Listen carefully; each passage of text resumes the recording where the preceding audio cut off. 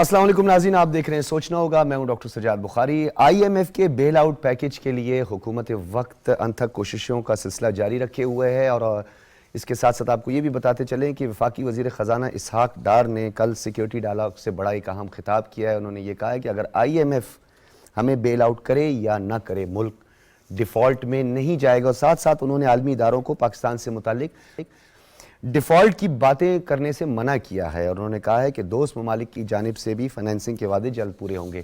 آج ہم بات کریں گے اور ہمارا سوال یہ ہوگا، کیا عالمی مالیاتی بینک بھی کسی جیو پولیٹکس کا حصہ ہے؟ کیا عالمی بینک بھی امریکہ کی مفادات کا ذیلی ادارہ بن چکا ہے، جس طرح ماضی میں سیکیورٹی کونسل اور دوسرے اداروں پر بین الاقوامی سطح پر تنقید کی جاتی ہے؟ ساتھ میں وزیر اعظم نے بھی یہ بات کہہ دی ہے کہ کسی صورت میں ملک ڈیفالٹ نہیں کرے گا، تمام شرائط پوری کر دی گئی ہیں. آپ کو یاد ہوگا ناظرین، جب آئی ایم ایف کے ساتھ 8th ریویو کے بعد 9th ریویو پر بات ہوئی تو آئی ایم ایف کی جانب سے بتدریج شرائط لگائی گئی، کنڈیشنز لگائی گئی. سب سے پہلے 160 ارب روپے کے ٹیکس لگائے گئے. حکومت وقت نے وہ بھی کڑوا گھونٹ پیا. بجلی کے ٹیرف اور گیس کے ٹیرف میں بھی اضافہ کیا گیا. غیر ضروری سبسڈیز کے خاتمے کو یقینی بنایا گیا. ڈالر کی فلکچویشن کے حوالے سے بات ہوئی. حکومت وقت نے سب باتیں مان لی، لیکن اب آئی ایم ایف کا نہ ماننا، اور واشنگٹن میں اس حوالے سے آئی ایم ایف کی ایک اہم بیٹھک ہوئی ہے جس میں یہ باتیں ہوئی ہیں کہ پاکستان اس وقت شدید مالی بحران کا شکار ہے. لیکن دوسری جانب پاکستان نے بھی چائنا کے ساتھ پازٹ ہے اس کو رول اوور کرنے کے لیے بات چیت کا سلسلہ جاری کیے ہوئے. اس حوالے سے ہم تفصیلاً بات کریں گے. ڈاکٹر فاروق عادل ہمارے ساتھ موجود ہیں. عظیم چوہی صاحب ہمیشہ کی طرح آج بھی ہمارا ساتھ دیں گے. سینئر صحافی ہیں، تجزیہ کار ہیں، کالم نگار ہیں. بہت شکریہ آپ دونوں حضرات کی تشریف آوری کا. عظیم چوہی صاحب، سب سے پہلے پاکستان کا سیاسی عدم استحکام بین الاقوامی سطح پر پاکستان کے تشخص کو بھی خراب کر رہا ہے، اور جو عالمی مالیاتی ادارے ہیں وہاں پہ بھی ایک ٹرسٹ ڈیفیسٹ نظر آ رہا ہے. یہ کچھ مبصرین سمجھتے ہیں، آپ کا کیا خیال ہے؟ بہت شکریہ ڈاکٹر صاحب. ہمارے یہ 22واں 23واں ریویو ہے، پروگرام ہے آئی ایم ایف کے ساتھ. 75 برس میں اتنی دفعہ ہمیں ضرورت کیوں پڑی؟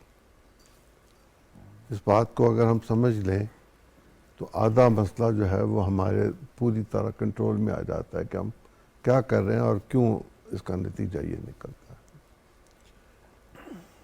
آدھا وقت تو تقریباً پاکستان میں غیر جمہوری حکومتیں رہیں، اور ان حکومتوں کے ساتھ باہر کی دنیا مذاکرات کرنے سے اکثر انکار کر دیتی تھی، اور وہ یہ کہتے تھے کہ آپ ڈیموکریسی کو لے کر آئیے اور ٹھیک طرح سے اپنے پروگرامز کو آگے لے کر چلیں، اور جو آپ پابندیاں آپ لوگوں پر لگا رہے ہیں ان کو ہٹائیے تو ہم آپ سے بات کریں گے. لیکن اس کے ساتھ ہی ساتھ وقت کا دھارا یوں بدلتا تھا کہ کہیں نہ کہیں کوئی نہ کوئی واقعہ ہو جاتا تھا، اور پاکستان کی اسٹریٹجک پوزیشن جو تھی وہ ان کو مجبور کر دیتی تھی کہ پاکستان کے ساتھ وہ مذاکرات کریں اور پاکستان میں ڈالرز آئیں. ہماری اپنی پروڈکشن، ہماری اپنی صنعت، ہماری اپنی زراعت، اس میں کبھی اتنا دم نہیں رہا کہ ہم از خود پاکستان کے بجٹ کے تمام معاملات کو کسی بھی دن، کسی بھی وقت، کسی بھی سال خود پورا کر سکتے ہیں. ہمارا بجٹ ہمیشہ خسارے کا بجٹ آتا ہے، اور خسارے کے بجٹ کا مطلب یہ ہے کہ ہمارے جو پیسے کم ہو جائیں گے وہ ہم کہیں سے قرض لیں گے. قرض لینا دنیا بھر میں عام روایت ہے. اس وقت دنیا کے 66 ممالک ایسے ہیں جہاں صورتحال ہم سے زیادہ بدتر ہے. اب ترکی میں انتخاب ہو رہا ہے، لیکن ترکی کا آپ انفلیشن دیکھ لیں، وہاں پرائس انڈیکس دیکھ لیں تو آپ کو بات سمجھ آ جائے گی بالکل کہ وہاں کیا صورت ہے. ایون کہ برطانیہ میں یہی حال ہے. جی، خود امریکہ میں بھی ہے، انفلیشن بڑھ گئی ہے. انہوں نے کساد بازاری بھی ہے اور انفلیشن بھی، اور 0.25 انہوں نے اپنے انٹرسٹ ریٹ بھی بڑھا دیے. اب ہمارے پاس اس وقت جو اعداد و شمار ہماری نظر سے گزرتے ہیں اس کے مطابق ہمارا انفلیشن جو ہے وہ بھی بڑھ چکا ہوا ہے. ہم انٹرسٹ ریٹ کو 23% تک لے جا چکے ہیں. اسٹیٹ بینک کو ہم نے انڈیپینڈنٹ کر دیا ہوا ہے. ڈالر 300 کو ہاتھ لگا کے واپس لوٹا، آج 12-13 روپے کم ہوا. تو یقیناً اس کا مطلب یہ ہے کہ مستحکم نہیں ہیں چیزیں، غیر مستحکم اکنامک کنڈیشنز ہیں، اور ایسے میں اگر پولیٹیکل انریسٹ موجود ہو اور لوگ جو وہ ان تنصیبات کو جن کو بنانے کے لیے ایک عرصہ لگتا ہے اور جو فخر ہوتی ہیں کسی قوم کا، ان کو تباہ کرنے پر تل پڑیں، یہ بڑا اہم نقطہ ہے. اور تباہ بھی ایسے کیا جائے کہ اس میں شہداء کی یادگار بھی ہو، اس میں غازیوں کی یادگار بھی ہو، اس میں ان جوانوں کا خون بھی شامل ہو جنہوں نے وطن کے لیے اپنی جانوں کا نذرانہ دیا. ان کی فیملیز پر، ان کے عزیزوں پر، پوری قوم پر ایک نفسیاتی دباؤ آتا ہے، اور وہ نفسیاتی دباؤ جس وقت بڑھ جاتا ہے تو پھر انسان میں اتنی سخت نہیں رہتی بالکل کہ وہ معاشی ایکٹیویٹیز کو اس طرح لے کر چل سکے. یہ درست ہے کہ ہمارے ساتھ اس وقت بدسلوکی ہو رہی ہے انٹرنیشنلی. میں اس لفظ بدسلوکی پہ اصرار کر رہا ہوں. دوہرا معیار بھی ہے. دوہرا معیار اپنی جگہ پر. ہم سے وہ شرائط بنوا لی گئیں جو دنیا کے کسی اور ملک کے سامنے نہیں رکھی گئی. ہمیں سزا بھی دینے کی کوشش کی جا رہی ہے، ہمیں بچوں کی طرح پچکارا بھی جا رہا ہے، ہمیں تسلی بھی دی جا رہی ہے، ہماری ضرورتوں کا احساس بھی ہے. ہمارے ہاں بدترین موسمی حالات بھی ہیں، اور اگر مئی میں بھی بارشیں ہوں اور اوپر برف گر جائے تو پھر آپ سوچیں کیا صورت ہوگی. ایسی صورتحال میں ہمیں اپنے آپ کو ایک دفعہ دوبارہ اس بارے میں سوچنے کی ضرورت ہے کہ ہم اپنی اکنامک کنڈیشنز کو ان حالات میں ٹھیک کرنے کے لیے کیا لائیں. بالکل آپ کا بڑا اہم نقطہ ہے. بجائے کہ ہمیں اس کلائمیٹ چینج سے اور اس ڈیزاسٹر سے کچھ کمپنسیشن ملتی، COP27 میں بھی اس بات کا یقین دلایا گیا تھا، لیکن ابھی تو IMF ہی ہمارے لیے ایک بلا بن چکی ہے. ڈاکٹر صاحب آپ کی طرف آؤں گا. ایک اہم نقطہ عظیم چوہدری صاحب نے بھی اٹھایا. بدقسمتی ہے یہ ہمارے ملک میں کہ کچھ بلوائیوں نے، کچھ انتشار پیدا کرنے والوں نے بدترین مظالم ڈھائے، بدترین پاکستان کے تشخص کو خراب کیا. ایک محتاط اندازے کے مطابق $2 بلین سے زیادہ کا جو انفراسٹرکچر تھا وہ تباہ کر دیا، امارات کو نقصان پہنچایا. اس کا ایفیکٹ ہوتا ہے بین الاقوامی سطح پر. اس انریسٹ، اس انسرٹینٹی سے کیا آپ کو لگتا ہے کہ کوئی رکاوٹ پیدا ہوتی ہے؟ شکریہ ڈاکٹر صاحب. ابھی جو آپ نے سوال کیا اس کا بالواسطہ جواب چودھری صاحب دے چکے ہیں، اور اس کے امکانات اور اس کے جو ممکنہ اثرات ہیں اور ساری بات بتا دی. آپ نے ایک سوال اٹھایا تھا. سوال یہ اٹھایا تھا کہ کیا عالمی مالیاتی اداروں کا تعلق یا ان کی جو طریقہ کار ہے اس کا جیو پولیٹکس سے بھی کوئی تعلق ہوتا ہے؟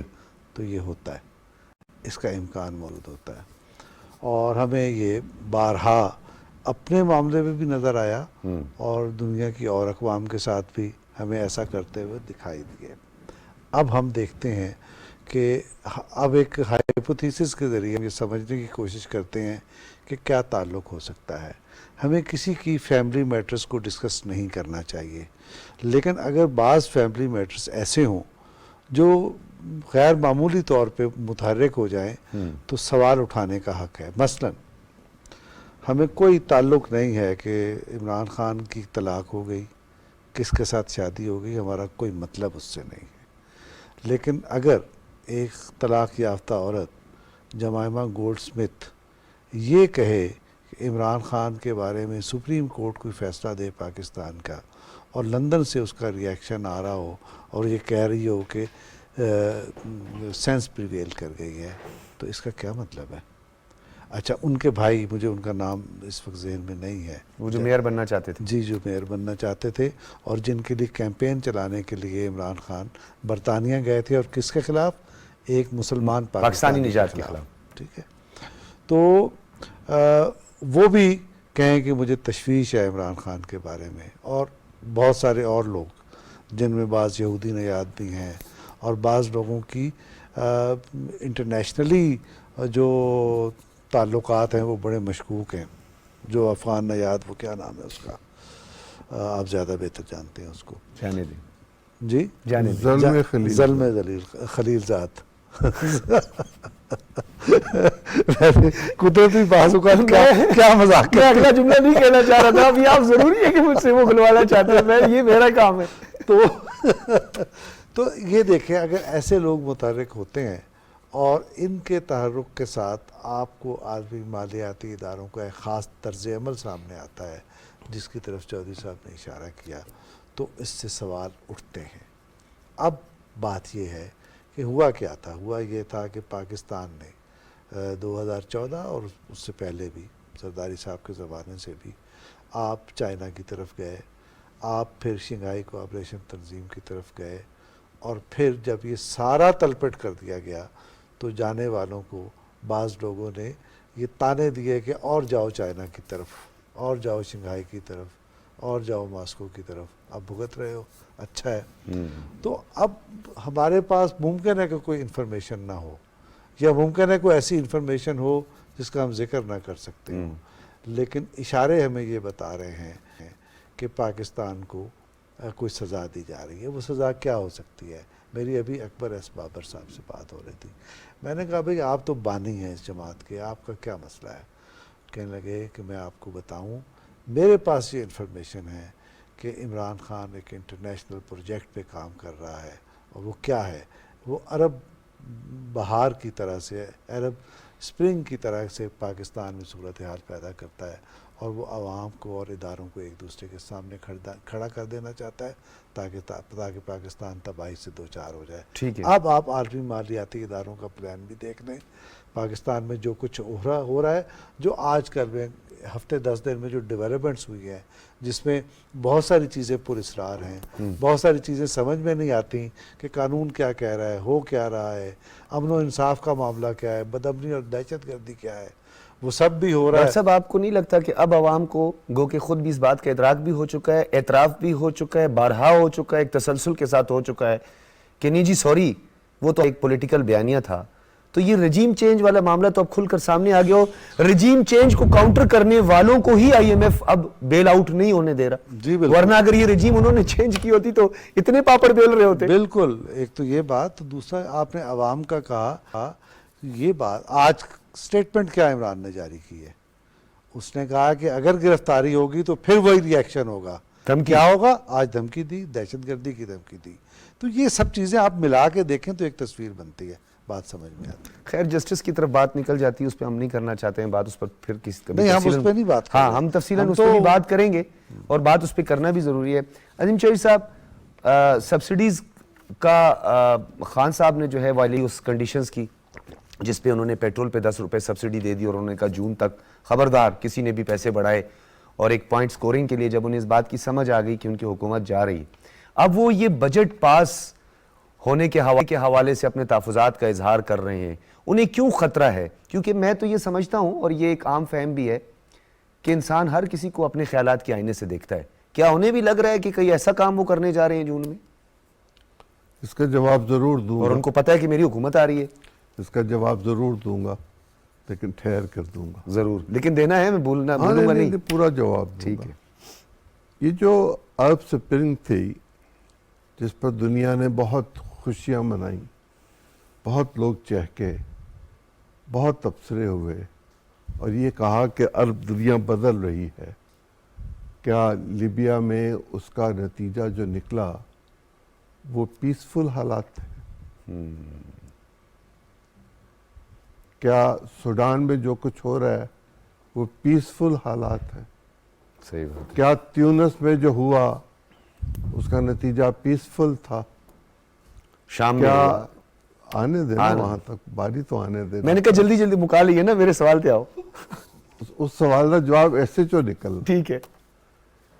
جو مصر میں ہوا وہاں تو پھانسی دے دی گئی ایک بھلے آدمی کو، ایک متقی، ایک پڑھے لکھے آدمی کو، محب وطن، ایک ایسا شخص جو فخر تھا عرب دنیا کا، اس کو آپ نے پھانسی دے دی، اور اس کی لاش کا بھی نہیں بتایا کہاں دفن کی۔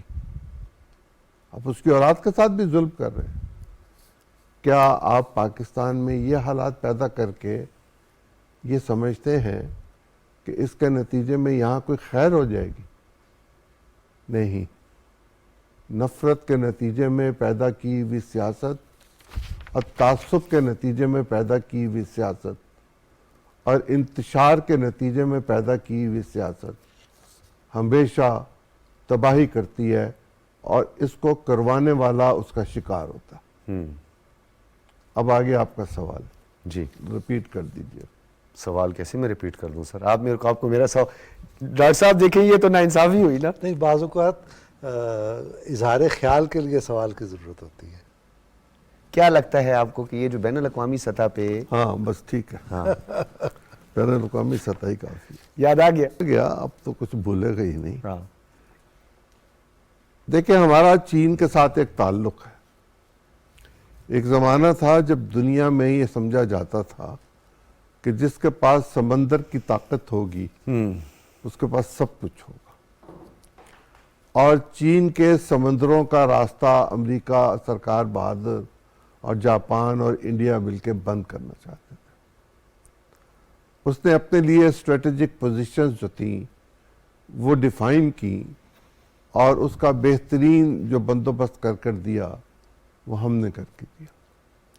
یہ امریکہ بھی چاہتا تھا 1951 میں کہ ہم گوادر اس کو دے دیں، ہم نے انکار کر دیا، اور ہم نے گوادر مسقط سے دوبارہ خریدا۔ جی ہاں، سر فیروز خان نون نے اس کو خریدا، ہم نے پیسے دے کر اس کو واپس لیا، تحفتاً دیا ہوا، اور اس کے نتیجے میں پاکستان کی اسٹریٹجک پوزیشن جو ہے وہ دنیا میں یونیک ہو گئی، ڈیپسٹ سی ہے ہمارے جی ہاں۔ پاس۔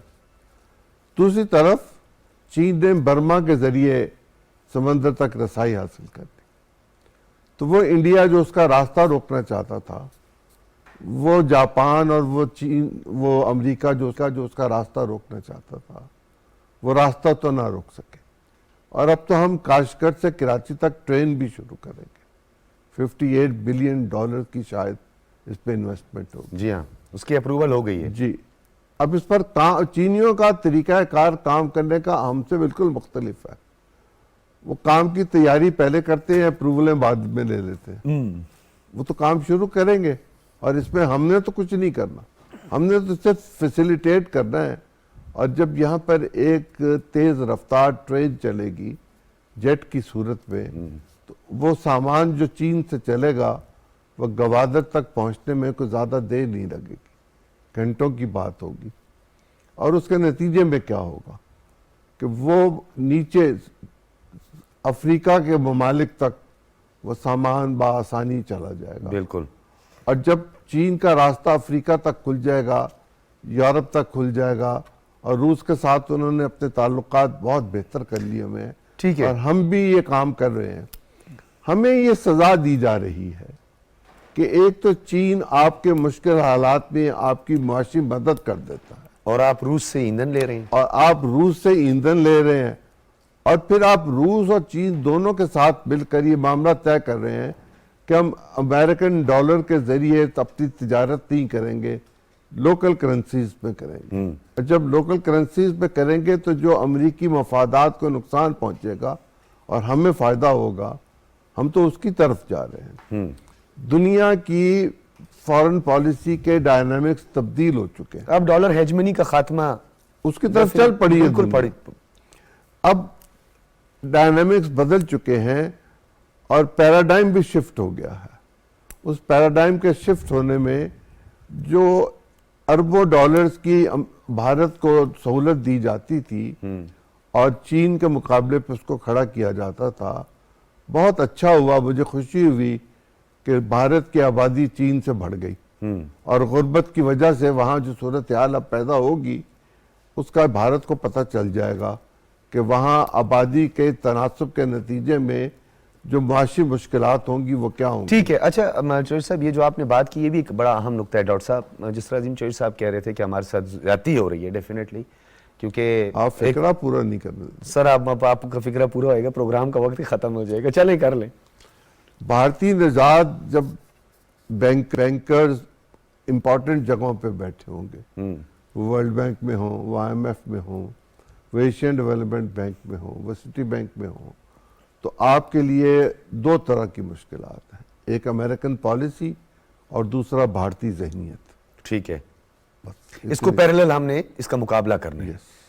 ڈاکٹر صاحب، اس کا مقابلہ کیسے کیا جائے؟ جس طرح عظیم چوہدری صاحب بھی یہ رہے تھے کہ اس وقت جیو پالیٹکس، آپ نے بھی کہا جیو پالیٹکس کا اس میں بڑا عمل دخل ہے، متبادل ہمارے پاس کیا ہونا چاہیے؟ اس چنگل سے ہم کیسے نکل سکتے ہیں کہ کنڈیشنیلٹیز ہیں کہ آپ نے جب تک آئی ایم ایف کا بیل آؤٹ نہیں لیا، آپ کو فائنینس نہیں کیا جاتا، دیگر جو ورلڈ بینک ہے، ایشین ڈیولپمنٹ بینک، ان کو سب کو اس کے ساتھ نتھی کر لیا گیا، اگر تو ڈالر ہیجمنی کا بھی خاتمہ ہے، ڈالرائزیشن کی طرف جا رہے ہیں، تو پھر یہ اپنے لیے کوئی حکمت عملی آنے والے دنوں میں آپ کو لگ رہا ہے کہ اس چنگل سے نکل جائیں گے؟ کچھ عرصہ پہلے خبریں آئی تھیں اور بڑے ریلائبل سورسز سے اور بڑے معتبر جرنلسٹوں نے جو بے پر کی نہیں اڑاتے، ان کی طرف سے یہ خبریں آئی تھیں کہ پاکستان نے متبادل انتظامات کر لیے ہیں، اب اگر آئی ایم ایف اس کے ساتھ تعاون نہیں بھی کرتا تو ایسا کوئی مسئلہ نہیں ہے۔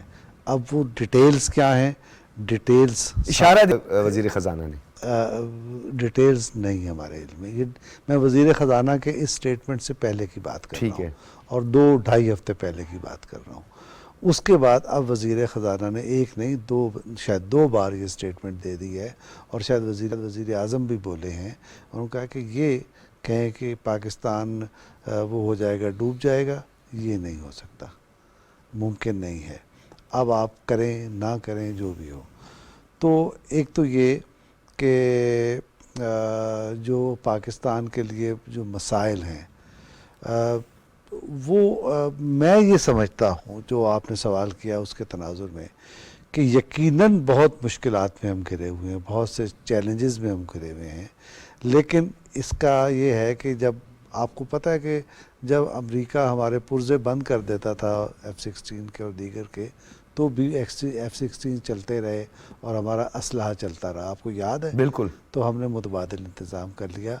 اب بھی لگتا یہ ہے، اس کے آثار نظر آ رہے ہیں، یہ باتیں ایسی ہوتی ہیں جن کو آپ اوپنلی نہیں کر سکتے اور ریاست کے پھر ذمہ داران نہیں کرتے، لیکن ایسے آثار موجود ہیں کہ ہم متبادل انتظام کر چکے ہیں۔ لیکن جس قسم کا ہم پر جبر ہو رہا ہے، جس قسم کی ظلم ہو رہا ہے، داخلی سطح پر بھی اور باہر کی سطح پر بھی، یہ دونوں ساتھ ساتھ امپیکٹ اس کا ہوتا ہے زیادہ، یہ ساتھ ساتھ چل رہے ہیں۔ یہ پاکستان کے اندر جو ہمیں مسلسل پر اصرار سرگرمیاں دکھائی دے رہی ہیں، ڈیولپمنٹس جو نظر آ رہی ہیں، یہ اور باہر کی ڈیولپمنٹس، اس کو ملا کے دیکھیں تو یہ، لیکن وہ کہتے ہیں نا چراغ سحری یہ ہوتی ہے کہ جب آدمی مرنے والا ہوتا ہے تو مرنے سے تھوڑی دیر پہلے بڑا تازہ دم ہو جاتا ہے، بڑے زور سے بات کرتا ہے، اس کی آواز میں کوئی گھن گرج بھی آ جاتی ہے۔ تو ایک تو آپ یہ سمجھیں کہ اس وقت جو جس شکنجے میں پاکستان کو جکڑا جانا مقصود ہے وہ چراغ سحری ہے، تو اس چیز کو شاعر نے یہ کہا ہے، ایک ذرا صبر کہ سیاد کے دن تھوڑے ہیں۔ اب چاہے آپ پاکستان کو داخلی سیاست کے ذریعے پکڑنا چاہتے ہیں، اور وہ داخلی سیاست جس نے پاکستان کے اقتصادی شہرگ یعنی اکنامک کوریڈور کو بند کیا، جس نے پاکستان کے قدیم ترین اور بااعتماد ترین دوست کے ساتھ تعلقات کو بگاڑا، اور وہ دوست جس نے پاکستان کے تعلقات کو سعودی عرب، ملائیشیا، ترکی، ان سب کے ساتھ بگاڑا، اور اس کے باوجود اگر وہ چند لوگوں کا چہیتا ہے تو یہ بھی تھوڑے دنوں کی بات ہے، یہ زیادہ دن چلنے والی نہیں ہے، اور پاکستان کو اپنی ترقی کی شاہراہ پر گامزن ہونا ہے۔ آپ یہ دیکھیں گے کہ اسی انوائرمنٹ میں پاکستان اٹھے گا۔ اچھا، اس کنٹینیوٹی کو جو آپ دیکھ رہے ہیں ڈاکٹر صاحب، کیونکہ اس کا ایک پیرامیٹرز کا تو تعین کر چکے ہیں کہ اکانومی کی کیا کیا پیرامیٹرز ہیں آپ کے ملک میں، جو صحت مندانہ سرگرمیوں سے لے کر ٹورزم سے لے کر سیاحت اور یہ تمام چیزوں کو، ایگریکلچر کو شامل کیا جاتا ہے، لیکن آپ کو یاد ہوگا جس طرح عظیم چوہدری صاحب نے بھی ایجپٹ کی بات کی، سیریا میں یہی سب کچھ ہوا، ایک ماڈل ہے ہمیں نظر بھی آ رہا ہے کہ چند دنوں میں، ایک ہفتے کے اندر اندر جب وہاں پہ انریسٹ ہوا، انسرٹینٹی ہوئی، حکومت بشار الاسد کے خلاف جب ایک منظم پروٹیسٹ شروع ہوا، جلاؤ گھیراؤ ہوا، تو اس کا خمیازہ پوری قوم نے مدتوں بھگتا اور بھگتنا بھی ہے، بھگت رہی ہے۔ آپ کو نہیں لگتا کہ پچھلے 4-5 دنوں میں ہمارے ملک میں جو کچھ ہوا، اس کا خمیازہ ہر فرد واحد بھگتے گا آنے والے دنوں میں؟ ہمارے ہاں بہت سارے ہائپوتھیسز ہیں، بہت سارے سوالات ہیں کہ جب فلاں جگہ پر بلوائی جا رہے تھے تو ان کا راستہ کیوں نہیں روکا گیا؟ یہ سوال ہے نا۔ ریڈیو پاکستان پہ جا رہے تھے، جناح ہاؤس پہ جا رہے تھے، اور پتہ نہیں کہاں کہاں جا رہے تھے، اور جن کا تعلق ہمارے مقدسات سے بھی ہیں، ہماری محترم جگہ بھی ہیں، سینسٹیو جگہ بھی ہیں۔ بالکل ٹھیک بات ہے، اگر کوئی ہمارے مقدسات کی طرف سے جناح ہاؤس کی طرف جا رہا ہو جس میں قائد اعظم نے قیام کیا ہو تو وہ بڑی مقدس جگہ ہے، ہمیں اس کا تحفظ کرنا ہے، لیکن اگر اس کے نتیجے میں پاکستان میں خون ریزی کا خطرہ ہو تو بچنے کی ضرورت ہے نا. تو میرا خیال یہ ہے کہ ہم نے بڑی حکمت کے ساتھ ایک بہت بڑی خون ریزی کو اور اس سازش کو جس کے تحت پاکستان کو شام اور لیبیا بنایا جا رہا تھا، ناکام بنایا اس کو ناکام بنایا ہے. ہمیں اس کی ستائش کرنی چاہیے. عظیم چوہدری صاحب، اب میں تو یہ نہیں کہوں گا کہ آپ بھی مذمت کر لیں، لیکن جو اوورآل صورتحال تھی اس ملک کے اندر جو آپ نے پچھلے 3-4 دنوں، خواہش ہے میں مذمت کروں؟ نہیں سر، ویسے ہاں میری خواہش بھی تو ہے نا سر. آپ کو خوشی ہوئی مجھے دیکھ کے؟ جی سر، یہ بتائیں عظیم چوہدری صاحب کہ برا پریزیڈنٹ نہیں سیٹ ہو جاتا اس طرح آنے والے دنوں میں؟ یہ مثال ہے وہ شطرنج میں بھی ہم کبھی کبھی بات کرتے ہیں جی بادشاہ سلامت کو شہ دینے والی بات. آپ کو نہیں لگتا کہ ایک ایسا پریزیڈنٹ سیٹ ہو رہا ہے خدا نہ خواستہ یہ لوگ اگر قانون کے شکنجے میں نہ آئیے، ان کو عبرتناک سزا نہ دی گئی تو خدا نہ خواستہ ہمارے لیے آنے والے دنوں میں مزید خطرات ہوں گے، ہماری معیشت کو سب سے زیادہ؟ 70 کی دہائی میں مجھے لاہور ہائی کورٹ میں ضمانت کے لیے پیش ہونا پڑا. میں ایک اسٹوڈنٹ لیڈر تھا اور جج نے میری شکل دیکھ کے یہ کہا کہ تمہاری ضمانت میں نے نہیں لینی. ٹھیک ہے، ڈاکٹر صاحب نے بڑے غور سے سنی یہ بات، پتہ نہیں کیا خاص راز تھا اس میں، وہ دیکھیں آپ کے بالکل قریب ہو گئے. Please continue. ڈاکٹر صاحب تو بہت ساری چیزوں کے واقف ہیں، ایسے ہی پردہ داری رکھتے ہیں. اچھا. اس نے کہا کہ میں تمہاری ضمانت نہیں لینا، تم تھانے جاؤ، پیش ہو، انویسٹیگیشن جوائن کرو، ریمانڈ کاٹو اور پھر آنا. تو میرے ذہن میں تو یہی ہے کہ اگر میں نے جرم کیا ہے اور 60 ارب روپے کا جرم کیا ہے اور اس کے نتیجے میں نے پاکستان میں لوگوں کی زندگی کو عذاب بنا دیا ہے، وہ 60 ارب تو پاکستان کے تھے نا، وہ لوگوں کی کمائی سے چھینے ہوئے پیسے تھے جو ایک ٹائکون نے پاکستان سے اکٹھے کیے، اور وہاں سے یہ کہا گیا کہ یہ ال گاٹن ان لیگل منی ہے اور یہ اسٹیٹ آف پاکستان کو واپس دے دی جائے. اس پر تو بات ہی نہیں کر رہا میں کہ اسٹیٹ کی منی ہے، اسٹیٹ کے پیسے ہیں اور یہ انلیگل طریقے سے گئے تھے، یہ جرم تھا کہ نہیں تھا. میں اس پہ بات کر رہا ہوں کہ انگوٹھا لگا تھا کہ نہیں لگا تھا، عدالت کا پریمیسز تھا کہ نہیں تھا، اور عدالت کے پریمیسز میں کیا کچھ نہیں ہوتا. کیا پاکستان کی عدالتوں میں انصاف کے لیے یہی صورتحال باقی بچ گئی ہے؟ اور اگر یہ انصاف ہے تو پھر انصاف اور فیصلے میں کوئی فرق باقی نہیں بچا. اور جس ملک سے انصاف اٹھ جائے اس ملک سے اللہ کی رحمت اٹھ جاتی ہے. اور ہم تو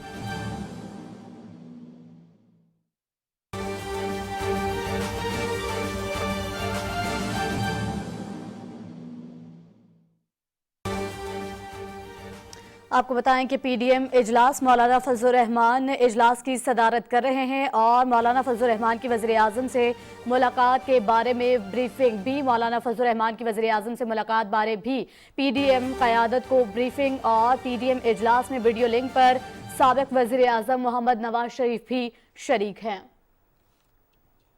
آپ کو بتائیں کہ اجلاس میں مزید اس کے حوالے سے اپڈیٹ جانیں گے محمود مسلم سے، ہمیں تفصیلات سے آگاہ کیجیے گا.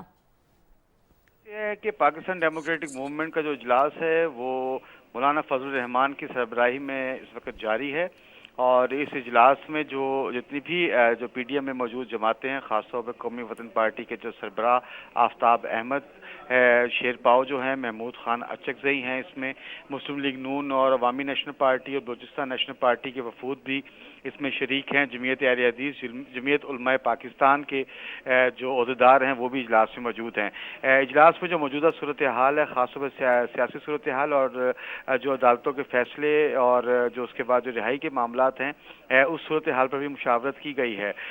سربراہ جو پی ڈی ایم کے سربراہ مولانا فضل الرحمان، انہوں نے آج کے جو یہ اجلاس ابھی جاری ہے، جو ذرائع نے بتایا ہے کہ انہوں نے وزیر اعظم محمد شہباز شریف سے جو آج ملاقات کی تھی، اس ملاقات کے حوالے سے جو پی ڈی ایم کی قیادت ہے اس کو بریف کیا ہے کہ اس ملاقات میں کیا کیا باتیں ہوئی ہیں. اور دوسری طرف یہ ہے کہ اس اجلاس میں ویڈیو لنک پر سابق وزیر اعظم मोहम्मद नवाज शरीफ भी शरीक हैं, जबकि नून लीग की तरफ से जैसे बताया कि शाहिद खाकान अब्बासी, हसन इकबाल और अहमद नवाज जदून शिरकत कर रहे हैं। ये इजलास अभी जारी है और इजलास में मौजूदा सियासी सूरत हाल पर तबादला ख्याल किया जा रहा है।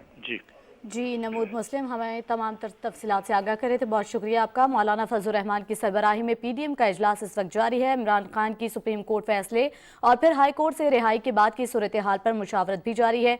कौमी वतन पार्टी के सरबराह आफ्ताब अहमद खान शिरपाव, महमूद खान अचकजई और दीगर रहनुमा भी इसमें शरीक हैं। इजलास में मुस्लिम लीग नून, ANP और BNP के वफूद भी शरीक हैं। इजलास में जमीयतुल हदीस और जमीयतुल उलमाए पाकिस्तान और दीगर भी शरीक हैं। मौलाना फजल रहमान की वज़ीर आज़म से मुलाकात बारे भी पीडीएम क़यादत को ब्रीफिंग दी गई और पीडीएम इजलास में वीडियो लिंक पर साबिक वज़ीर आज़म मोहम्मद नवाज शरीफ भी शरीक हैं। इजलास में शाहिद खाकान अब्बासी, हसन इकबाल, अहमद नवाज जदून भी शरीक हैं और मौलाना फजल रहमान की सरबराही में ये पीडीएम का इजलास शुरू हो चुका है और इमरान खान की सुप्रीम कोर्ट फैसले और फिर हाई कोर्ट से रिहाई के बाद की सूरत हाल पर मुशावरत की जाएगी और मौजूदा मुल्क की सियासी सूरत हाल पर भी मुशावरत की जाएगी। और पीडीएम इजलास में वीडियो लिंक पर साबिक वज़ीर आज़म मोहम्मद नवाज शरीफ भी शरीक हैं और मौलाना फजल रहमान की वज़ीर आज़म से मुलाकात बारे भी पीडीएम को ब्रीफिंग दी गई। और ये थी पीटीवी ताज़ा तरीन।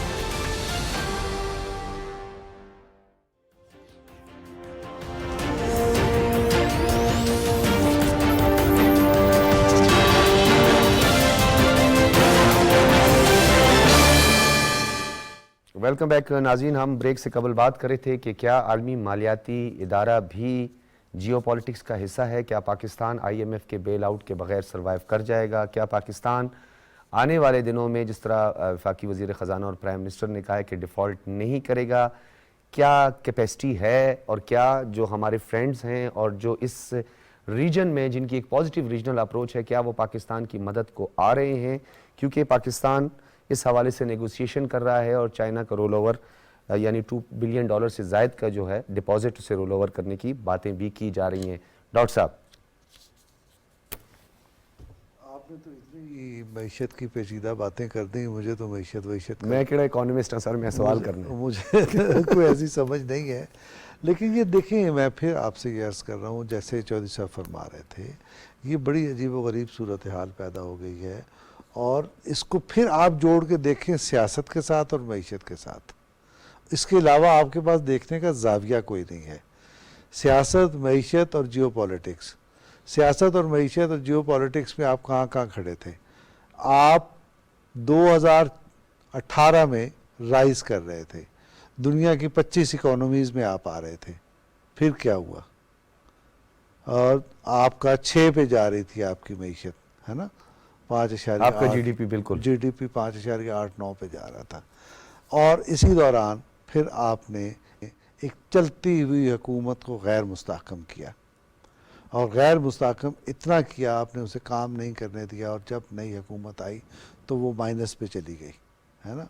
और उसके बाद उसी हुकूमत ने 4 साल इक़्तिदार में रह के कोई काम नहीं किया मईशत को सुधारने के लिए, सवाए पाकिस्तान को गैर मुस्तहकम करने के। मुआशी एतबार से भी और सियासी एतबार से भी उसको गैर मुस्तहकम किया। उसके बाद वो हालात पैदा हुए कि आपको आलमी इदारों ने एक ऐसे, यूँ कहिए कि वो बांध लिया आपको और वो हुकूमत बांध के चली गई और अब आप उसमें से कोशिश कर रहे हैं निकलने की। तो मैं ये गुजारिश ये कर रहा हूँ कि आपके पास अल्हम्दुलिल्लाह मुतबादिल ज़राए आपके पास पैदा हो गए हैं और अब आपको उससे निकलने के लिए अब हिम्मत की ज़रूरत है, कशमकश की ज़रूरत है। और ये जो पाकिस्तान के अंदर इस वक्त आपको होता हुआ नज़र आ रहा है, दरअसल आपकी हिम्मत तोड़ने की कोशिश है। अगर आप इस मौके पर अपनी हिम्मत बरकरार रखते हैं और अपनी मईशत को और अपनी सियासत को दुरुस्त राह पर रखने की आपके अंदर सलाहियत है, इस सब के बावजूद, तो फिर तो आपका कुछ बिगड़ने नहीं जा रहा।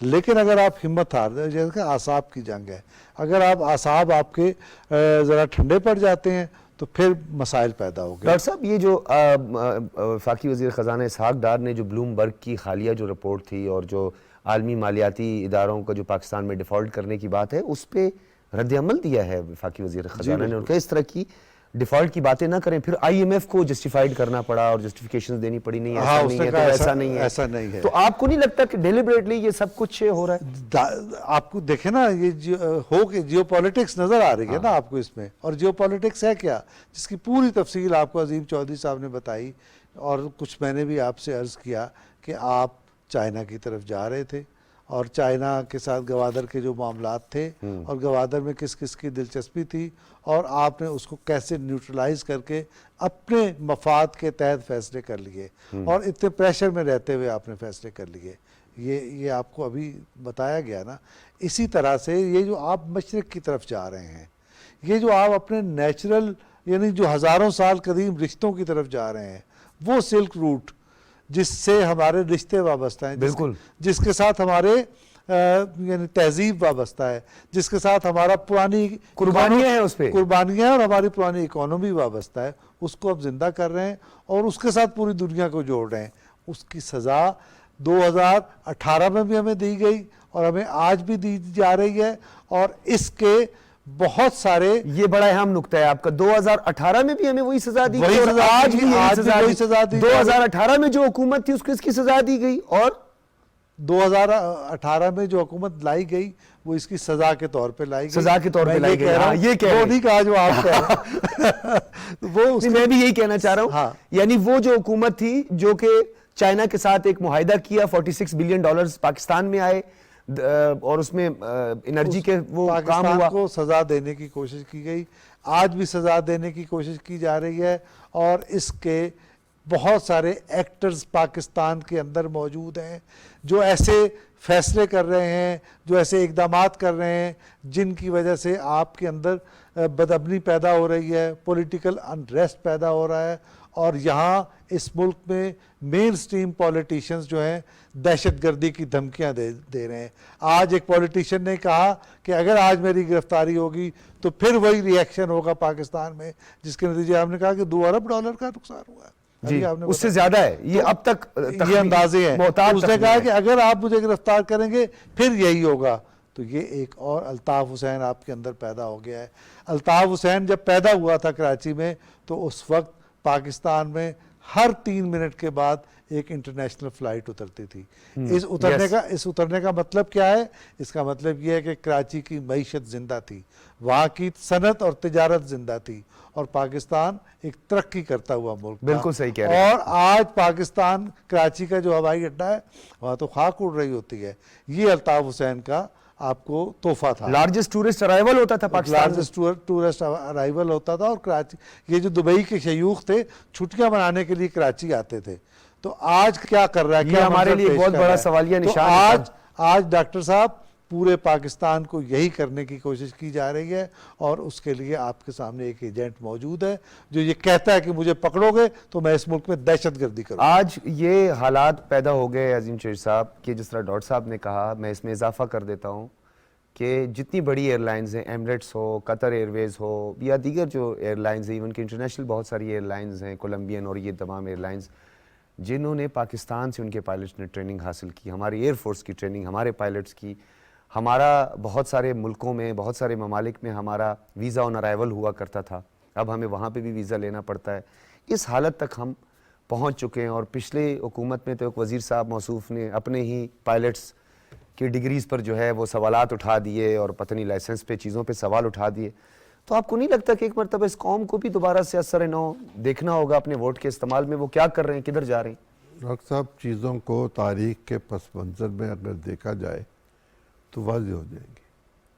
وہ اپنے کام سے نہیں باز آ رہے، ہم اپنی روش کو تبدیل کرنے کے لیے تیار نہیں ہیں۔ ایک ایٹمی ری پروسیسنگ پلانٹ کا سودا ہمارا ہوا تھا فرانس کے ساتھ۔ امریکہ جو ہمارا دوست تھا اور PL-480 کے تحت گندم بھیجتا تھا، اس نے وہ سودا منسوخ کروا دیا، اور پھر وہ جو تھا ہمارا ایٹمی ری ایکٹر، उसका सौदा मनसूख करा यहाँ दिया कौन था। थे बरसर इक़्तिदार सर?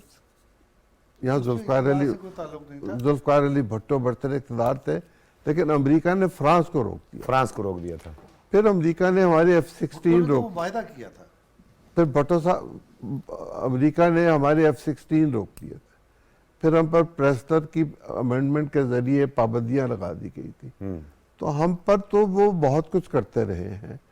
क्या यूनाइटेड नेशन में इराक पर हमले की जिस तरह अमेरिका ने इजाज़त दी थी, वो कोई मेरिट पे थी? यूएन ने मना किया था और अमेरिका ने क्या किया था? कर दिया, चढ़ दौड़े। तो फिर यूएन, बाद में कहा सॉरी, फिर यूएन उसका कुछ कर सकी? कुछ नहीं। तो आप और मैं बैठ के ये गुफ्तगू कर रहे हैं आज कि क्या दुनिया का असर है कि नहीं है। हम अपने रवश को तब्दील करने के लिए अभी तैयार नहीं सर हैं। हम अपने लोगों को तो सेंसिटाइज करें ना। देखो, ये मुझे जरा कह लेने दीजिए। हम अपने एसेट्स देने को तैयार नहीं है, आप मांगे या ना मांगे। हम अपने एसेट्स में एक की भी कमी करने को तैयार नहीं है। हम उसकी रेंज भी कम करने को तैयार नहीं है। हमसे अगर मुमकिन हुआ तो हम रेंज बढ़ाने के लिए कोशिश करेंगे, इसलिए कि साइंस तरक्की का नाम है और हमें तरक्की करनी है। और जब मैं तरक्की करूंगा तभी तो आपके साथ मेरे मामला ठीक होंगे। आपको भी अंदाजा होगा कि ये कल को कुछ और चीज बना लेंगे। अगर हमारे यहाँ तेज रफ्तार ट्रेन आ जाएगी तो हमारा फासला कम हो जाएगा। जी हाँ। अगर हमारी मोटरवेज बन जाएंगी तो फासला कम हो जाएगा। हमारे यहाँ वो जो चोरी होती है रूटीन में, वो बंद हो जाएगी, वो नहीं हो सकेगी। बिल्कुल। अगर हमारी ट्रेड ठीक हो गई दुनिया के साथ, अगर यहाँ पर बिजली के कारखाने चल पड़े, अगर हमें सस्ती गैस मिल गई, सस्ता तेल मिल गया, अगर पाइपलाइंस यहाँ तक आ गई, तो हमारे तो दिन फिर जाएंगे। बिल्कुल। हमारे दिन फिरने के नतीजे में किसी और के दिन फिरे हुए जो हैं वो लौट जाएंगे उस तरफ जहां आज हम हैं। इसलिए हमें अपने अल्लाह पर यकीन रखना चाहिए, अपनी ताकत का एतमाद जो है उसको यकजा करना चाहिए। बिल्कुल। और इस बात की कोशिश करनी चाहिए कि हमारे दरमियान, अगर आपके और मेरे दरमियान कोई रंजिश, कोई इख्तलाफ, कोई इख्तलाफ राय, कोई नाराज़गी, तो हम उसको रफा दफा कर लें, इसलिए कि हमारा मुआशरा, हमारा मुल्क, हमारा दीन हमसे बहुत बड़ा है। बिल्कुल। बहुत शुक्रिया अजीम चौधरी साहब, डॉक्टर फारूक आज़ाद साहब, आप दोनों का बहुत शुक्रिया। नाज़रीन, क्वाड बनाएं, ऑकस बनाएं, G20 ममालिक हों, यूरोपीय यूनियन हो, सबकी अपनी जारादारी, अपनी फॉर्मेशंस और अपने अलाइज, नेचुरल हों अननेचुरल हों। क्या पाकिस्तान का जो स्ट्रेटेजिक, जो पाकिस्तान की लोकेशन और डेप्थ है, अगर पाकिस्तान उससे फ़ायदा उठाना चाहिए with the help of P5 permanent members, तो क्यों एतराज़ है, क्यों इख्तलाफ है? इख्तलाफ नहीं होना चाहिए। और डेफिनेटली पाकिस्तान इंडिपेंडेंट स्टेट है, पाकिस्तान खुद मुख्तार एक रियासत है, वो किसी के साथ भी अपना मुआहदा कर सकता है, मुआहदा तय कर सकता है। ईरान के साथ टर्की ट्रेड कर रहा है, इसी तरह बहुत सारे ममालिक जिन पे सैंक्शंस हैं, बहुत सारे ममालिक उसके साथ ट्रेड कर रहे हैं। अमेरिका सबसे ज़्यादा खाइफ है, सबसे ज़्यादा हरीफी है उसकी चाइना के साथ, और सबसे ज़्यादा मकरूज़ भी है। तो पाकिस्तान क्यों नहीं? पाकिस्तान भी इन ममालिक के साथ अपने ताल्लुकात को जदीद खतूत पर उस्तवार कर रहा है, न सिर्फ अपनी ट्रेड को बढ़ा रहा है बल्कि अपना पोटेंशल है उसको यूटिलाइज़ कर रहा है। इंशाल्लाह ना कभी पाकिस्तान डिफ़ॉल्ट करेगा, ना पाकिस्तान की मईशत को तबाह करने वाला कोई ग्रोह, उस ग्रोह का लीडर या एजेंट या उसको परवान चढ़ाने वाला या उसको तकवीयत बख्शने वाला बचेगा। उसके गिर्द घेरा तंग होगा, सियासी घेरा तंग होगा, बैलेट बॉक्स पर फैसला होगा। और अब हमारे लोगों के सामने हर बात रोज़े रोशन की तरह आया हो चुकी है। अगर अब भी नहीं हुई तो फिर कभी नहीं होगी। इजाज़त दीजिए, अल्लाह हाफिज़।